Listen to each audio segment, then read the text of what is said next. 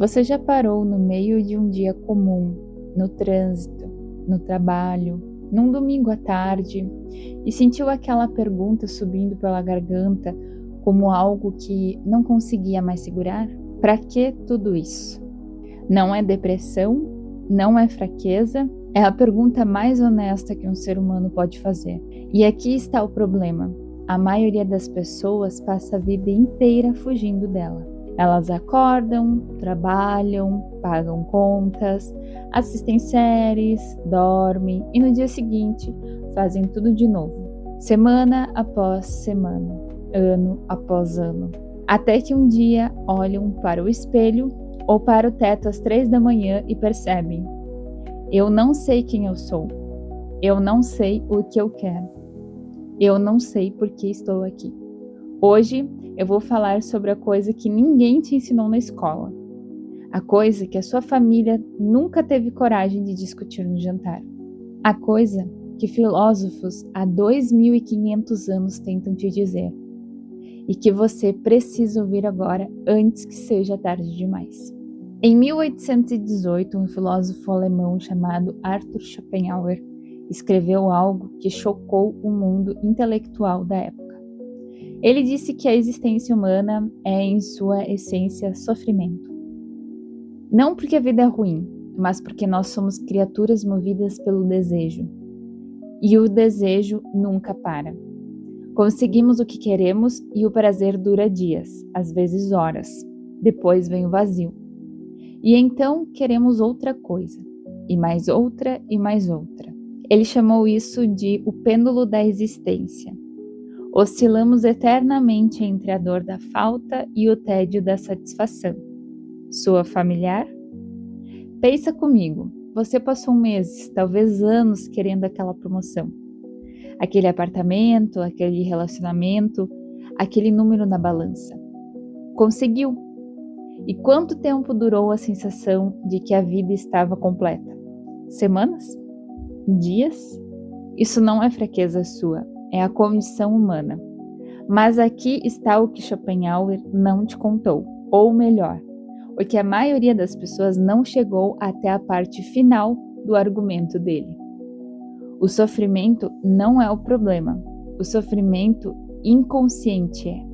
Existe uma diferença brutal entre a pessoa que sofre sabendo que sofre, e por isso busca sentido, cria, transforma, se conecta, e a pessoa que sofre sem perceber, anestesiada, pelo scroll infinito, pela rotina automática, pelo consumo sem propósito. A primeira está viva, a segunda está apenas funcionando. E a pergunta que eu preciso te fazer agora é incômoda, mas necessária. Você está vivendo ou apenas funcionando? Em 1945, no pós-guerra, um filósofo francês chamado Jean-Paul Sartre deu uma palestra que lotou auditórios em Paris. O título era simples: O existencialismo é um humanismo. E nessa palestra ele disse algo que assustou metade do público e libertou a outra metade. A existência precede a essência. O que isso significa na prática? Significa que você não nasceu com um propósito pré-definido. Não tem um manual, não tem um destino gravado em algum lugar esperando por você. Você é jogado no mundo e então tem que se inventar. Parece libertador, não é? E é. Mas Sartre foi honesto o suficiente para dizer o que vem junto com essa liberdade: a angústia. Porque se você é livre para se tornar qualquer coisa, então você é responsável por tudo o que se tornou. Não dá para culpar os pais, a sociedade e o destino. Cada escolha que você fez, cada vez que disse sim quando queria dizer não, cada sonho que engavetou por medo, cada versão de si que abandonou para agradar alguém, foi sua escolha. Isso dói. E é exatamente por isso que a maioria das pessoas foge dessa conversa. É muito mais confortável acreditar que a vida acontece com você do que aceitar que a vida é feita por você. Sartre chamou essa fuga de má-fé. A tendência humana de fingir que não tem escolha, de se comportar como um objeto arrastado pelas circunstâncias em vez de um sujeito que age. Eu precisei aceitar esse emprego. Eu não tive escolha nesse relacionamento. Não é o momento certo para mudar. Má fé. Tudo isso é má fé. E o preço que você paga por viver em má fé é silencioso, mas devastador. Uma vida inteira de sensação de que algo está errado, de que você poderia ter sido mais, de que aquela versão mais verdadeira de você ficou em algum lugar no passado, esperando uma chance que nunca veio. Mas se Sartre estivesse certo e ainda assim não for suficiente, e se você aceitar sua liberdade, assumir suas escolhas, se reinventar, mas ainda sentir que a vida não faz sentido? É aqui que entra Albert Camus, e ele vai te dizer algo que vai mudar a forma como você enxerga tudo. Camus chamou esse sentimento de o absurdo. O absurdo não é loucura. O absurdo é o choque entre duas coisas: a necessidade humana profunda de sentido, de saber por que você está aqui, para onde está indo, o que importa, e o silêncio completo do universo em sua resposta a essa pergunta. Você grita por sentido, o universo não responde. Isso é o absurdo. E Camus diz que existem 3 respostas possíveis para o absurdo. A primeira é o suicídio físico, desistir da vida. Camus rejeita completamente essa saída. A segunda é o suicídio filosófico. Inventar uma resposta artificial, fingir que existe um Deus, um destino, uma missão cósmica que justifica tudo. Camus também rejeita essa fuga. E a terceira, a única resposta que ele considera verdadeira, honesta, corajosa, é a revolta. Saber que não há sentido e viver com intensidade máxima mesmo assim. Camus tem um conto que resume tudo isso. A história de Sísifo, o homem condenado pelos deuses a rolar uma pedra enorme até o topo de uma montanha para sempre. Toda vez que chega ao topo, a pedra rola de volta e Sísifo desce. E começa tudo de novo, eternamente.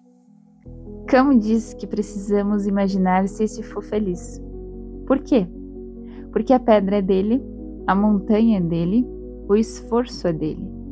E nessa posse, nesse ato de fazer o que precisa ser feito, mesmo sabendo que é absurdo, existe uma dignidade que nenhum Deus, nenhuma narrativa, nenhum sistema de crença pode dar ou tirar. A felicidade não está no topo da montanha, a felicidade está no ato de subir. Deixa eu ser direta com você agora. Você tem em média 27 mil dias de vida. Se você tem 30 anos, já gastou cerca de 10.950. Se tem 40, já foram 14.600. Não estou dizendo isso para te assustar. Estou dizendo porque os filósofos que você acabou de conhecer, Schopenhauer, Sartre, Camus, todos chegaram à mesma conclusão por caminhos diferentes. O tempo é o único recurso que não volta. E a maior tragédia humana não é morrer, é chegar ao fim com a sensação de que você nunca começou de verdade. Os estudos sobre arrependimento em pessoas no fim da vida são devastadores. A pesquisadora Bronnie Ware passou anos cuidando de pacientes terminais e documentou os 5 maiores arrependimentos que ouvia repetidamente. O número 1? Eu gostaria de ter tido coragem de viver a vida que eu queria, e não a que os outros esperavam de mim. Não é o trabalho que não fizeram, não é o dinheiro que não ganharam, é a versão deles mesmos que nunca deixaram existir. Pense em quantas versões suas já morreram dessa forma. O músico que você era aos 18 anos, o escritor que você ia ser, o viajante, o empreendedor, o alguém que amava com menos medo. Cada vez que você disse, um dia eu faço isso, você matou mais um pedaço desse alguém. E Sartre estaria aqui para te dizer: isso não foi o destino, foi uma escolha, e amanhã você pode escolher diferente. Filosofia não é assunto de academia, não é coisa de quem tem tempo sobrando ou quer parecer inteligente em jantar de família. Filosofia é a ferramenta mais prática que existe para uma coisa: aprender a viver antes de morrer. Os estoicos Marco Aurélio, Sêneca, Epicteto ensinavam uma prática chamada Memento Mori. Lembre-se de que você vai morrer, não como algo mórbido, como algo que te acorda, como um lembrete de que hoje não é um rascunho. Marco Aurélio era imperador de Roma, o homem mais poderoso do mundo conhecido. E todas as manhãs ele escrevia em seu diário reflexões para não se perder na ilusão de que o poder, o conflito e a distração eram suficientes para uma vida bem vivida. Ele escreveu: perde o menor tempo possível nos pensamentos de outros homens. Olha para dentro, a natureza do bem e do mal, daquilo que te pertence e daquilo que não te pertence. Isso está em ti. O que Marco Aurélio, Sartre e Camus têm em comum, apesar de divergirem em quase tudo, é isso: a boa vida não acontece por acidente. Ela é construída com consciência, coragem e escolhas deliberadas. Eu não sei qual é a sua pedra, não sei o nome da sua montanha, mas sei que se você está aqui e que você ficou até o final desse vídeo, e isso me diz que aquela pergunta, para que tudo isso, ainda está viva em você. Não deixe ela morrer, porque a pessoa que para de fazer essa pergunta não é alguém que encontrou paz, é alguém que desistiu. Você não está aqui para funcionar, você está aqui para viver. E viver, como Camus nos lembra, começa exatamente quando você olha para o absurdo de frente, sorri e escolhe subir de novo. Se esse vídeo te fez pensar em algo que você estava evitando pensar, deixa nos comentários. Compartilha com alguém que precisa ouvir isso.